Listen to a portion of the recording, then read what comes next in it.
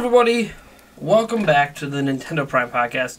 We are back on camera. Oh, yeah. And if you didn't watch our last episode, I don't blame you. You had a little less time to watch it. It didn't release on Monday, like usual, but it ended up going about an hour long because we had to finish off our Puyo Puyo Tetris match to see who's getting a wedgie today. And if you can't tell already by that reaction, Mr. Eric Moore, my co-host over here, I like it rough. is getting a wedgie. This should be interesting. So, should we just get that out of the way right now? Do you want to be in pain the whole podcast, or you want to do it at the end? That's up to you. I don't really care either way. Well, it's up to you. I don't care. You're the one getting the wedgie. I'm trying to be nice. Yeah. Do you want the pain now, or do you want the pain later? That's the question. So most of your suffering's off camera, or most of your suffering's on camera? Well, let's give the viewers something a little more to watch, I guess. Oh my god. We'll do it now, I guess. Why not? Alright, it's wedgie time. So let's get this right out of the way. Mr. Eric. Alright. Did you forget about this today? No. I knew about it. Alright, there they are. It's as high as I can go. I'm so short. I wish I was taller. Wasn't that bad, was it? I'll leave her. Just for the uncomfort of... Just for the uncomfort. Yeah. Alright, Uncomfort.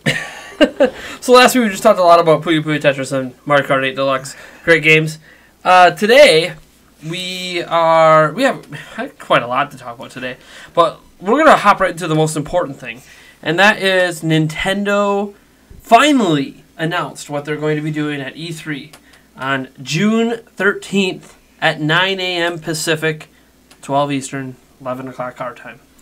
I was going to read out the whole press release, but my printer's not working. Right now, Nintendo Prime is broken. I don't know what's up with the website.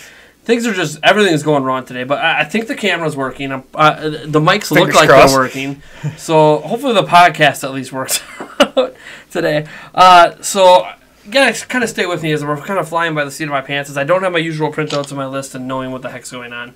But I do know this news because I read it and I reported on it already. Nintendo has what they're calling a Nintendo Spotlight event at 9 a.m. In the past, they called it a Nintendo Direct. They called it a digital event. It's another digital presentation, video-wise, that specifically says that they're focusing on Nintendo Switch games in 2017.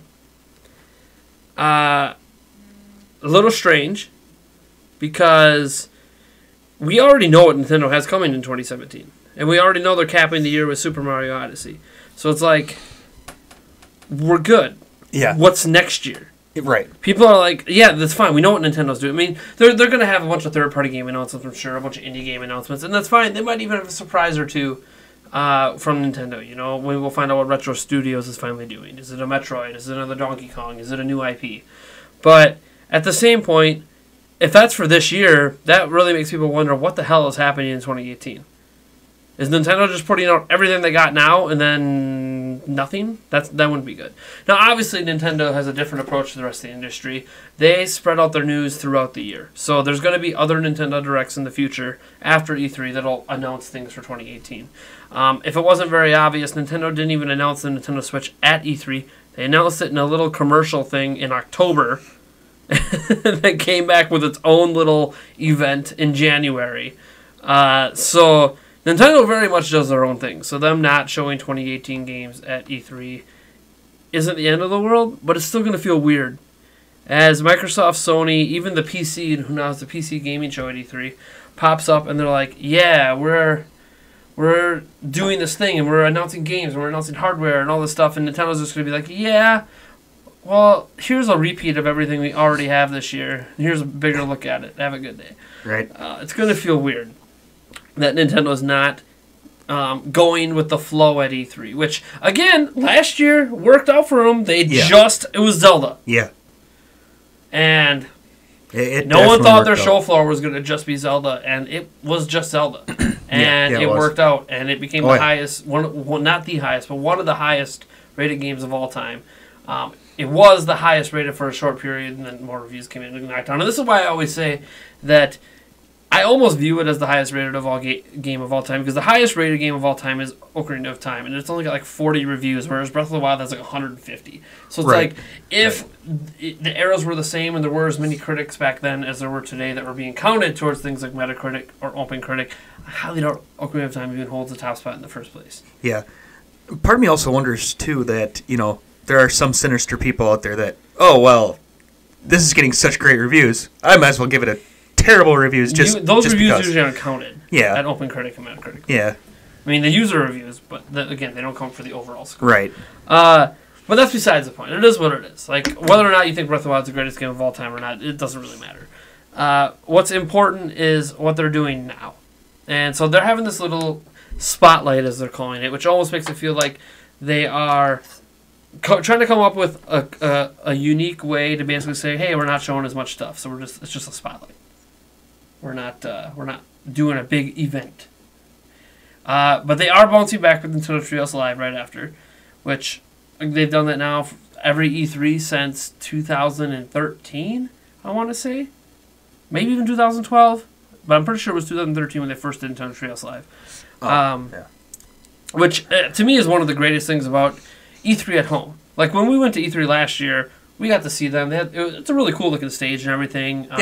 At certain points, you can sit down on little seats if you want for some of the show. And it's cool, and it's really cool if you're someone like me who follows Nintendo as closely as I do. Like, oh, I recognize all these people. Like, I know who this person is from Right. Nintendo Treehouse. Yeah. Like, yeah, and they come up and they shake people's hands, and it's like it's cool. But it's cooler to watch it at home. And I'm just saying that as someone who's now seen it in person and seen it at home, it's definitely built for an at-home experience. Yeah. And the at-home experience of it is absolutely fantastic. It is one of the best things about E3. It was so good that pretty much every company out there now tries to do the same thing. Yeah. They all have their own live shows. Yep. Like, when you're watching E3 coverage at home, and this is what's going to be frustrating for me this year, is I'm only covering Nintendo, but if they have all these third-party announcement games, I got to watch all the third-party streams, and then you also have the IGNs and the GameSpots that are doing all the interviews, and it's like, I got to have something at one point, like 30 different streams open, just to make sure I don't miss any news. Right. Because everybody's trying to copy Treehouse. Yeah. They're all trying to do the Treehouse showdown. Oh, for sure. And obviously it doesn't have the same charm because it's not Nintendo, but in general, I mean, some of the shows are okay. Some of them are very awkward because, like, certain companies just don't have good people who present things. Right. Like, Nintendo's Treehouse crew happens to be pretty entertaining. And you can't, that's not their main job. Their main job isn't to be on a screen, unless they're the Nintendo Minute people. Those people, like, they create Nintendo Minute videos, like, so that's what they do. But a lot of Nintendo Treehouse people are, like, translators. That's their job. They translate games. Yeah. So it's really cool to see that they also have fun personalities that work well on camera. Mm-hmm. So that's happening. And here's two things that are happening, because Nintendo, outside of last year, or even including last year, Nintendo always does something different. Okay? Last year, it was just Zelda on the floor. We're being confident about that, and we're just going to blast you with Zelda. No one thought it was going to work, and it did. In years past, they've had the Nintendo World Championships come back. Mm-hmm. They've had Smash Bros. Tournaments. Oh, nice. So, the things like, okay, so you're back on the show floor. By the way, the show floor is going to have just Switch games. There's not going to be any 3DS games. There's not going to be any 3DS games talked about in the presentation. However, they are going to have like some of the newer Nintendo 3DS games on Nintendo Treehouse Live.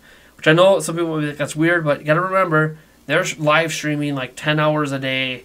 Yeah. Like 3 days in a row. Right. They eventually need to throw some more content in there.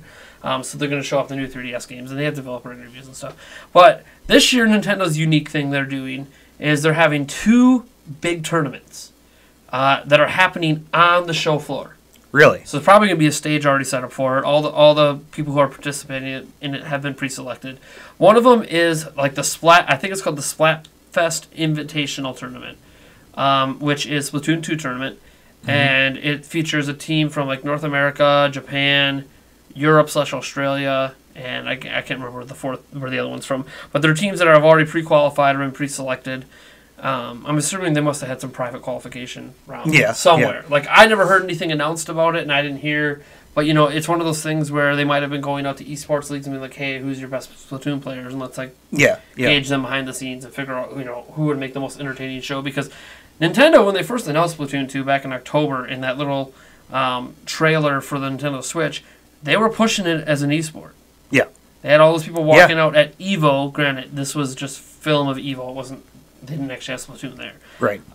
And they were really pushing for it to be an esport. And now here's Nintendo again. We're getting, by the time they announce it, it'll be a month before launch that they're having this tournament. And again, they're being like, yeah, we're presenting it to you again as an esport. Yeah. We really want Splatoon 2 to be an esport. Is basically what Nintendo is saying. So, again, we'll see how that plays out. We'll see how entertaining it is, because that'll be the first time we actually see it in an esports setting, and we'll see how entertaining is that tournament. Are the commentators good? Did they get good commentary people? Because that makes or breaks a lot of it, because you don't hear the players talk, because they're on teams, right? Like, they're talking to each other. You're not going to hear them. Usually, when you watch an esport, you don't hear the teams talk. You could see some of their reactions on camera, but you don't hear them talk, because it's serious. They're trying to win. They don't want anything getting out. They don't want radio signals getting crossed and the other team maybe overhearing a strategy you're trying to do. Like, it's very private, outside of the fact that you see the reactions on camera. But the commentary people are what make everything awesome. Like, when you watch EVO and you watch all the fighting games, even the Smash Bros. Stuff, it's those commentators that make those fights seem even more interesting than they probably are. Yeah. Yeah, definitely. It seems true, with anything. When you watch, like, sports, NFL and NBA, like, if you have bad commentators, which we know all too well watching NFL games, it kind of makes the game worse, but when you have good ones, it adds to it. It does, yeah. Or when you have ironically good ones, like John Madden, who just repeats everything that's already happening. Right. Like, that guy right there held him. Yep. Yeah, thank you. Yep. They already said there was a holding penalty on that guy. Yep. He held him. No specifics on where he held him or how he held him. Nope. What the technique is. Nope. Just that he held him. Yep. That's okay. He made up for it every year to me when he had the turducken. Yep. I miss the turducken on Thanksgiving. So you have that going on. They're pushing that. And the other tournament they're having is for ARMS. So okay. I believe the Splatoon 2 tournament happens on the 13th. ARMS tournament happens on the 14th. And again, I think they have pre-selected people for that. I'm not 100% sure. And yeah, that's kind of... They didn't really offer any details on like what teams or where they came from, if there are teams, if it's individual. They didn't really offer any details on that. And I believe ARMS releases on the 15th. So like the tournament's happening like a day before the game comes out. Oh, interesting. So there's that. And we'll see how that gets pushed. Clearly the Splatoon 2 one feels like it's more organized at this point. They're still working out the ARMS one, it makes sense because like Splatoon 2 people could have been preparing for that tournament by playing the first Splatoon. Right. Whereas ARMS isn't even it's out there. completely new, brand new. I would have almost liked to see them be like, look, the first 100 people that come through the gates on the 13th, do you want to be in an ARMS tournament? Yeah. And the prize is some fake belt thing you can take home with you or whatever. Yeah. Because Nintendo... Or a free copy like of the game. Nintendo didn't give like when the guy who like won the Nintendo World Championships didn't really win a lot. You got like a robe and like a certificate or something. Like it wasn't like Nintendo hasn't embraced it esport as like, oh, you should make money doing it. Right. But Nintendo's just pushing it out there. Once like Splatoon gets out there and Splatoon 2, and if this is a successful thing for them and ARMS is successful, it's going to make it into the cash money tournaments. It's going to happen. Yeah, I think easily one of the prizes should just be a free copy of the game for sure. Oh, for sure. If it's not, I'm going to be... Yeah, that'd just be weird. It should be for both of them. Right. Free copy. I mean, yeah, you're not going to give them a copy of Splatoon 2 right there, but, you're going to get a free copy sent in the mail or whatever. Whereas ARMS, you can literally just hand it to them and be like, oh, great, you have the game a day early. Yeah. Yeah, right. There's not a whole lot you can spoil. But yeah, we don't know what's happening with the ARMS tournament. So. As far as we know, it's not an open invitational. They already have everything pre-done and pre-selected. Yeah. Who knows? For all we know, it's Nintendo Treehouse employees having the tournament for all we know. Yeah, probably. We really don't It's definitely a possibility. What's going on with that. But either way, I'm excited because ARMS fell just shy in some like fan voting or donation thing to get into, I think it was EVO this year. Oh, yeah? It literally... Because they do this like donation drive, like what's going to be the new game we bring in, and like a game kind of surpassed it right at the last moment to get in instead of ARMS. But it was like, ARMS almost made it in and it's not even out yet. Yeah, right. That's crazy. So, again, the fighting community is a little torn on ARMS. They don't know if it's going to be a serious fighting thing that they should be taken seriously in like competition, or if it's just going to be a one-off that ends up sucking and they throw it to the side. And that's the way I think a lot of people are with ARMS right now. They're like, it looks cool. But as someone put it to me on, I think it was on YouTube today, commented saying, yeah, ARMS looks great, but it looks like a game I'm going to spend $60 on, and 4 days later I'm going to be done with it. And that's possible. that person, I'm going to lump this person, another person who commented on Splatoon, saying that Splatoon 2, they said this on Facebook, on Nintendo Prep's Facebook, they said that Splatoon 2 is like a rip-off, it's just a rehash of Splatoon 1 with more items and more this and that. And I responded to them by saying, well, hey, look, games like ARMS and Splatoon are more like Mario Kart and Smash Bros. It's really the same game on every platform. You just get it once per generation with new stuff. Right. And then they're like, well, why can't it be more like what CD Projekt Red does, like with The Witcher, or what Bethesda does with this, or what Rockstar does with this other thing? I'm like, because all of those other franchises are based around story. Right. We're talking about multiplayer games here. Right. And when you're talking about multiplayer games, ARMS is the ARMS is, it feels weird saying ARMS is, but the longevity for their ARMS is going to be in the multiplayer aspect. So even if you could say, oh, I'm done after 4 days, then you're not into competitive multiplayer. Right. Competitive multiplayer games, you're not done after 4 days. Are you kidding me? I'm still playing Madden from last year competitively against you and against people online. You know, I played World of Warcraft for like a decade. I've played a whole bunch of these competitive multiplayer games as long as they were being supported, because that's fun. Competition is fun, and if you're not into that competition or you don't like how that competition plays, then yeah, of course you'd be done for 4 days, because you're only getting the game maybe to see, you know, oh, it's new fighting. Let me see what those motion controls are like. Oh, I don't like it. I'm done. Yeah. Or, oh, I've unlocked all the single-player stuff, so now I'm done. And it's like Splatoon 2 and ARMS are very clearly multiplayer-oriented games. Right. So, one, no, you're not going to see big sweeping changes to the whole franchise with every game that comes out. Just like with Madden. We're not going to see big sweeping changes with Madden every year. We don't. We usually get a couple new features every year. Yep. That might get scrapped the following year if they didn't work out. And then usually like one major change every like 5 or 6 years. Which, you know, like, and the last one was the physics engine. Yeah. You know, we'll see what you know, they claim that the new Madden's going to have another big change in it. Don't know what it is yet, but we'll find out at E3, obviously. Yeah. But hopefully we find out it's coming to Switch too. Come on, get on. Yeah, that'd be nice. But yeah, so that's kind of the gist of what they're doing at E3. So they got Treehouse Live. They're going to switch games on the show floor. They're going to have the 2 tournaments and the Nintendo Spotlight. Now, they note throughout all of this that obviously the game they're highlighting the most is Super Mario Odyssey. For the first time ever, it's going to be playable. They're going to have a long demo, a long showing of it on Nintendo Treehouse, and a long thing in the Nintendo Spotlight for it.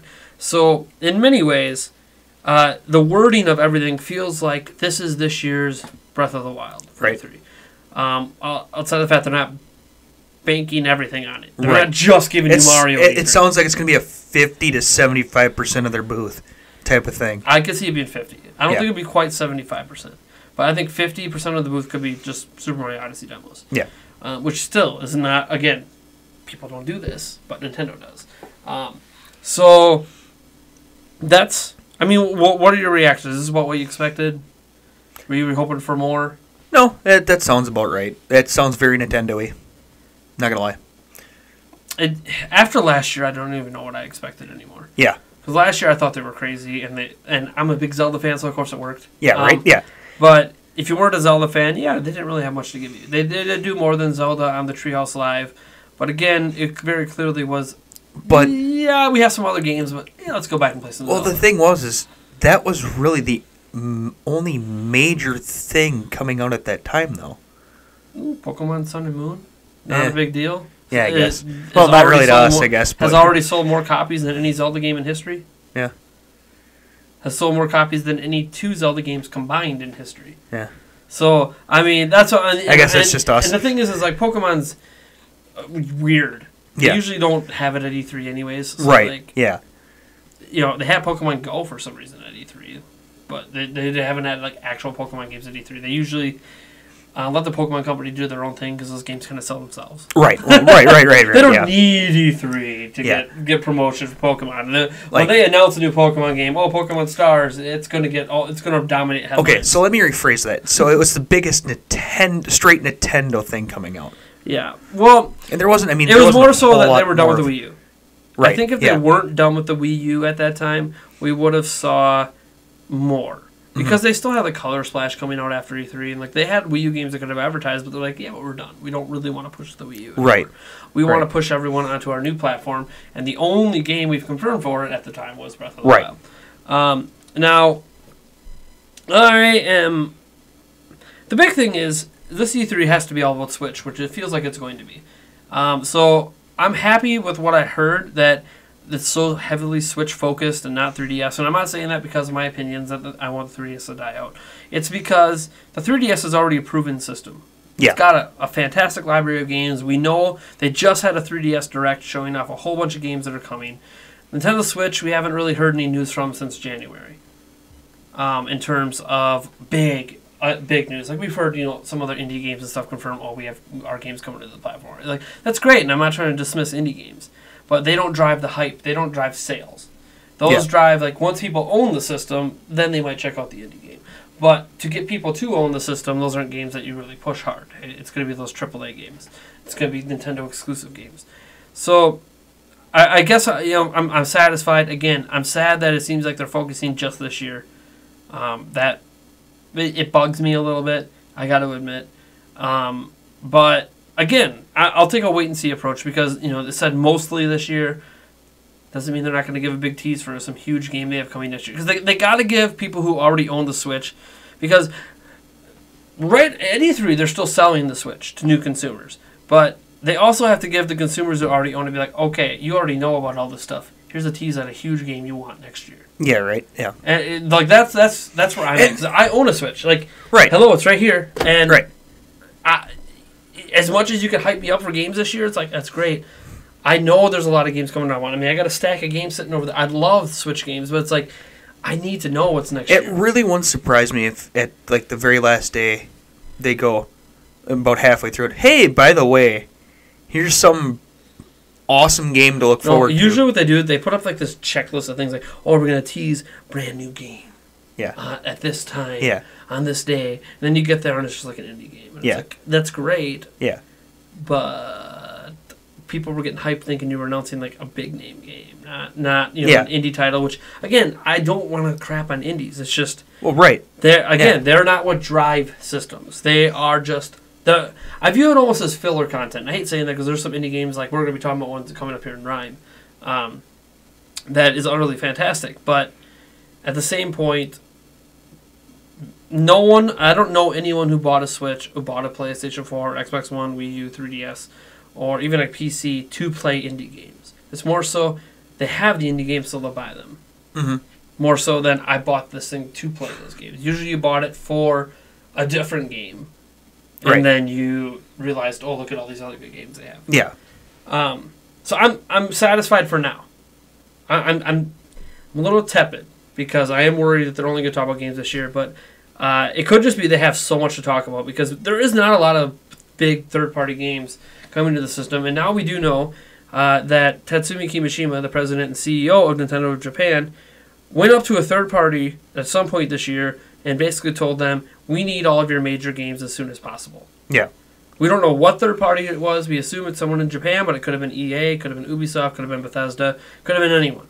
Mm-hmm. And even EA recently seems like they're more confident in the Switch, which the Switch is selling out. So, I mean... Yeah, I don't know how you can't be. And the Switch is selling out on the premise of a game that fits into the style of Western games in Breath of the Wild. So it's kind of like... Yeah, right. It's kind of like, this is the time... Like, now is the time for... If EA, Ubisoft are looking for a window in to an audience to sell your games to, Breath of the Wild fits that audience that those games fit into. So now's a good time to get in. So maybe there's just so many third-party games they need to talk about that... They just said, look, we have too much. We got to talk about all this stuff. This is where you can see the Call of Duties get confirmed or or whatever. Battlefield 1 ends up getting ported for some reason, even though it came out last year. Whatever. Like, we just start hearing that all these major third-party games are coming. And that's my hope, and that would give me a pass. I mean, like, you can't talk about 2018 yet because, dude, you looked at the slate and you've got 80-plus Switch games to fit into a half-hour presentation. Right. Okay, I get it. That's too much. You give one little tease for next year and then you got to let the rest go.